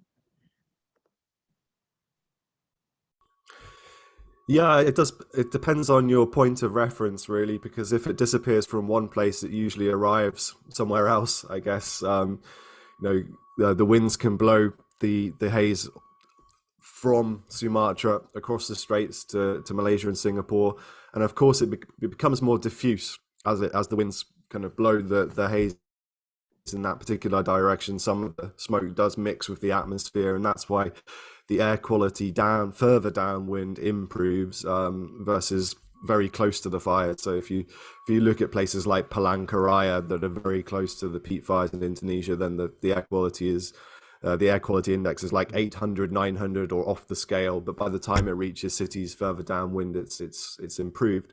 So the winds just blow the haze around, I guess. But rain is quite good. Rain will wash out the particulate matter from the atmosphere and remove the chemicals that react together to create haze. But really, as long as you've got the fires burning, it's just going to keep supplying the atmosphere with more smoke. So really, the only way you'll see haze fully dissipating is once the fires stop. And I think I mentioned in the chat that during El Nino periods, these fires, as I'm sure everyone is aware, can burn for months. Until the rains arrive. But even in non-El Nino years, a typical fire on a plantation that I've seen in North Selangor has burned for 3 to 4 weeks. So I'll keep going back to the same site, and you can see the fire is still burning. And that site was 2016. That was not an El Nino year. So long as you've got the fires burning, the haze will hang around. Is I suppose the most important message. Thank you. Thank you, Dr. Thomas. So we have a question from Tajang, and this is to both of you and everyone on the panel, including Mr. Tariono, if you are able to speak. So his question is, peatland restoration and fire prevention is expensive and complicated. Any insights as to how to mobilize resources, in brackets, funding and capacity, to achieve success in high-risk areas? So maybe, Peter, let's go to you first. Yeah, of course, that's a very relevant question and quite a challenge, I suppose. But yeah, I think one of the important things is to, as good as it is possible, of course, depends maybe on the local situation, is to involve the community and to set up community fire programs where you maybe give training and also give some rewards to for the efforts local communities put into preventing peat areas going to fire. And maybe you can link it to carbon offset programs, but then of course you have to have historical data of the last 10 years and showing that each year without any intervention it would be fires. And now with the new activities employed partly maybe by the community, you stop some of those fires, so then you can earn some carbon credits maybe. But just off the top of my head, but I think community involvement is crucial, I think, here. Yeah, I definitely agree with you on that. Dr. Thomas and Mr. Tariono, if you are able to speak, just put up your raise hand function. Oh, you are. So maybe Mr. Tariono, if you want to speak to that. Yeah, so I agree with Professor Peter. This is quite challenging. In our case, the KMP get the revenue from the carbon credit. So it's a carbon offsetting system. But even though this is not enough, so we have to work with the governments, especially when we develop a fire prevention program in a village level. So so we have to match or collaborate with the local government or even the central government in Indonesia to work and to share the cost and design the program at the village level, because as we learned that many fire prevention program at the village level is just stopped because a lack of support from external stakeholder. Thank you. Yeah, I think that's a good point. It's the cost, right? Who bears the cost and how can you make that sustainable over a longer period of time? Thank you, Mr. Tariono, for that comment. Thomas? Yeah, I just say I think it's important to point to the costs of not preventing the fires and the costs of the losses associated with both. The loss in productivity associated with the poor air quality, I think, is important. And in my presentation, I had the cost at about $16 billion to the Indonesian economy, which is many times the revenue from the palm oil in Indonesia. So the costs are huge. And that's just from the air pollution, let alone the loss in carbon. And so you'll have seen my calculation of about $6,000 per hectare that's burnt. If there was a kind of functioning carbon market, that's also quite significant. My experience of working on a REDD+ demonstration project in Jambi in Indonesia was quite positive. As Berbak National Park in Jambi, that was one of the demonstration projects for the Indonesian government's application to the REDD+ scheme. And currently, I know the Norwegian government is holding $1 billion that might go to Indonesia if they can prove that their conservation efforts are saving carbon from going into the atmosphere. So I think it's looking at the avoided losses that come with prevention of these peat fires is quite important.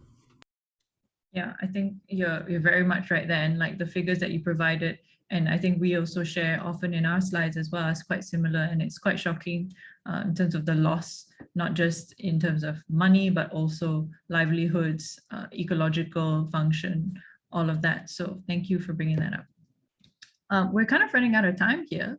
So maybe I will pose one last question to the whole panel to kind of round us off, and then we can go from there.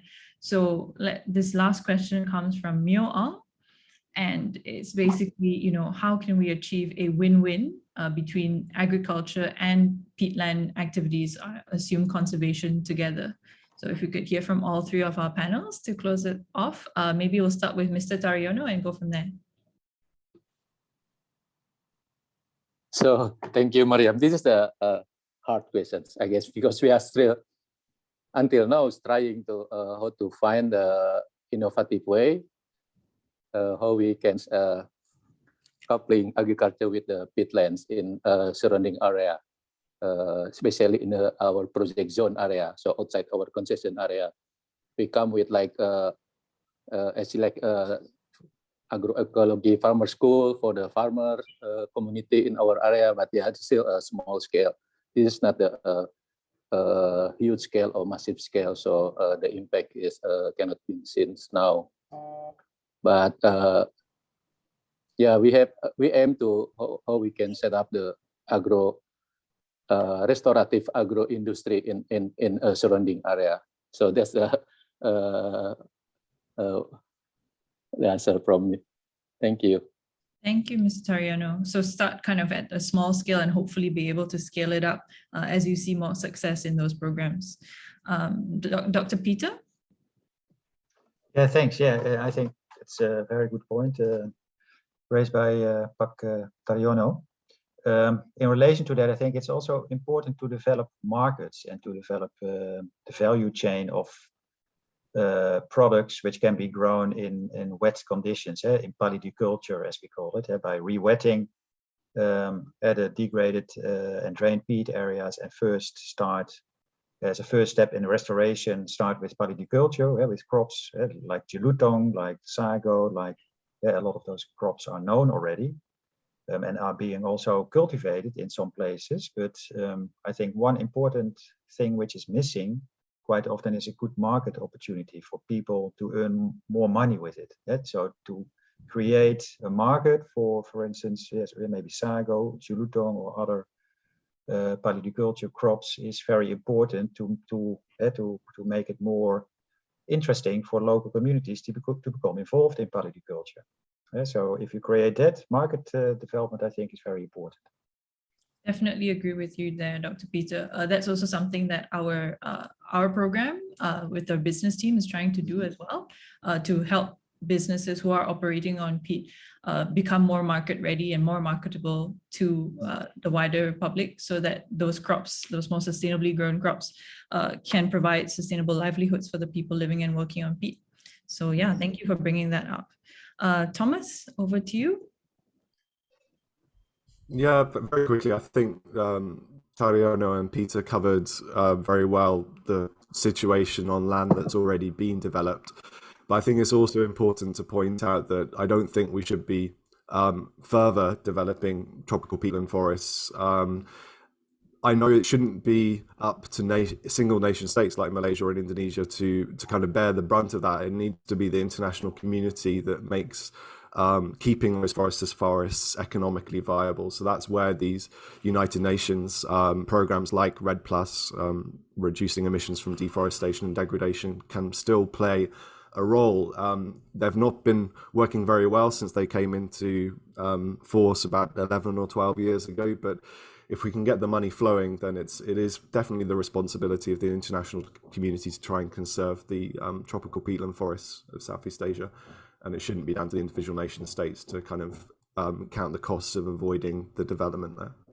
Yeah, thank you very much. I mean, that is definitely something to bring up, where, yeah, we cannot continue to develop on peatland forests, but also to share that responsibility a bit and see, what other people can do to help the nations and the economy continue. Okay, thank you all so much for all of your responses. So to our participants, for all of your questions and your comments and your patience. And of course, to all of our panelists for their presentations today. I definitely learned a lot, and I'm looking forward to hearing more over the course of our different symposiums. So yeah, thank you very, very much. Appreciate everyone's participation today. So before we leave, I'd like to bring some attention to some of the activities that we are currently doing. So as I mentioned earlier today, this is part 2 of a 5-part symposium series that People for Peat is running. And so today was about peat fires and restoration and management. And our upcoming one, which is going to be on the 1st of July, so just in a couple of weeks, is going to be Symposium 3, and we're going to be talking about agriculture on peatlands. So a lot of the stuff that we discussed today, we're going to go a bit more deeper into it, in particular with the oil palm industry. So yeah, please join us for that. I think it'll be a really interesting discussion as well. And then following that, we've got the last 2 symposiums where we'll be talking to communities about, you know, what peat means to them and how what they're doing on the ground to preserve it, as well as another conversation about livelihoods and sustainable livelihoods on peatlands. So please do join us. It's going to be a bunch of more interesting conversations as well, just like today. So thank you very much. Next slide, please. And so, yeah, I'm also really, really excited to share with you that we are launching a People for Peat ASEAN Peatland Photo Contest. So this is going to be run for about a month, and you guys are the first to hear about it today. It's going to be, there are going to be prizes to win. We've got 3 different categories. So you can send in your photos to us, and there'll be a form that one of my colleagues will put into the chat box. Where you can join our Peatland photo contest and share. There are going to be 3 categories. So pristine peat, where you don't want to take images of peat at its best, you know, in its most preserved state. People on peat, so taking pictures of people and communities who have always lived on peat. And then the last category is degradation on peat, so really highlighting the issues that are happening on the ground in relation to peat. So yeah, please follow our social media, because we'll be launching all of the information on that as well. Or you can also join the photo contest by just going on that link.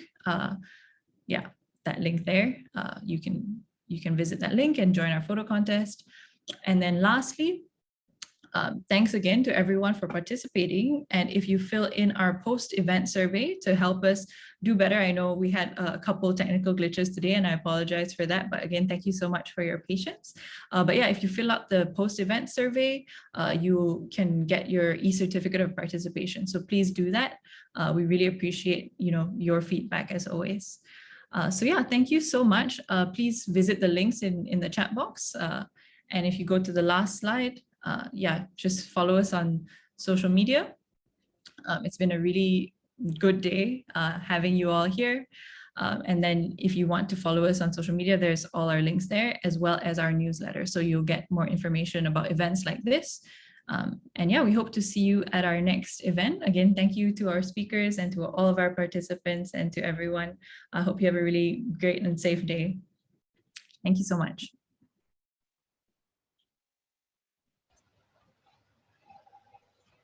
Thank you.